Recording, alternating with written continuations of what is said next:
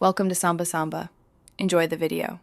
In this video, I will explain how to study for the CFA Level 1 exam. First, familiarize yourself with the exam structure and the 10 topic areas it covers.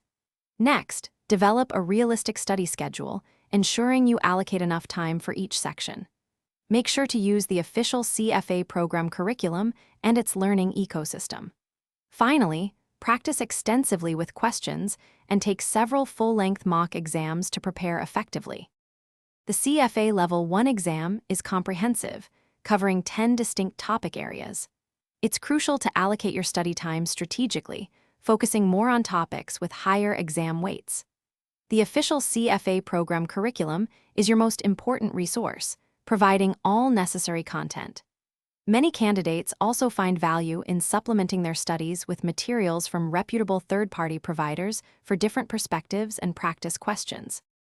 To study effectively, engage actively with the material by reading thoroughly and taking concise notes.